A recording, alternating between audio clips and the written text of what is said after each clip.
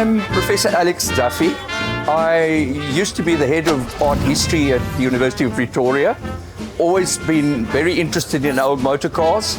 This car is very unique because the only two of them came to South Africa in November 1907, brought here by George Chappard, who sold them to people in South Africa, and we know that General Smuts bought one of those cars. So this car could probably have been General Smuts' first motor car, we don't know. At the motor shows in America, when it came out, it was a sensation because it's so advanced in comparison to, say, the Model T that also came out in 1908.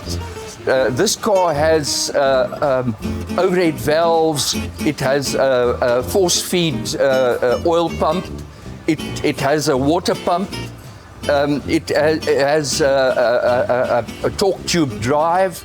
So it's really a modern motor car for its time. And it was known as the White Streak in 1908 when it came out, because it ran so well that it really ran away for every other motor car in its time. It was really a fabulous motor car. 1908, there were no electric lights, so they have these acetylene lights. And you'll see on the running board over there is a gas generator. And that gas generator is filled with carbide that you can open the tap here and the water drips onto the carbide and you have acetylene. And the acetylene runs along the little pipe to the lamp in the front over there. In around about 1980, I was busy restoring a 1918 Buick. And a guy came to me and said to me, "But this car that you're restoring is not really old." And I said, "What do you mean?" And he says, "No, I know where a much older one is. It's laying in the veldt. You can go and pick it up over there." And there in the veldt was this car lying there, just a wreck. I'm telling you, it was a total wreck. Actually, the farmer wanted to pay me to take it away there. This is an original advert for the 1908 Buick in November 1907 when it came out, and it gives you all the information here.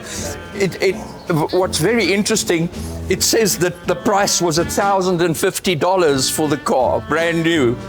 And it says that it was a sensation at automobile shows. And it even gives the list of extras that you could get, you know. Things like a windscreen was an extra, and even the side lamps, which are paraffin side lamps, they were extras.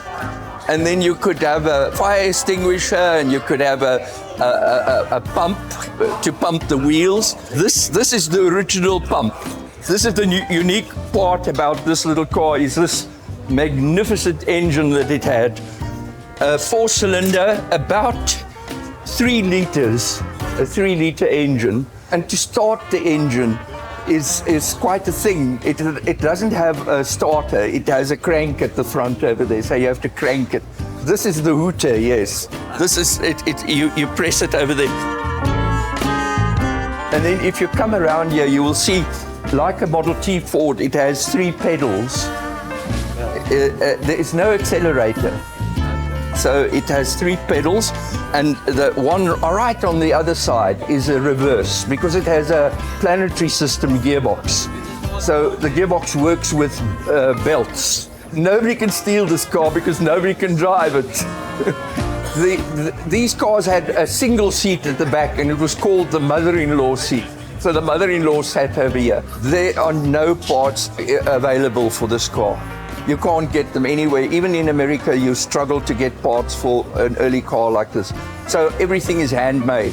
So, you know, when something breaks, you make a mold and you recast it and you machine it. And I do have a lathe at home, so I do a lot of the machining myself also.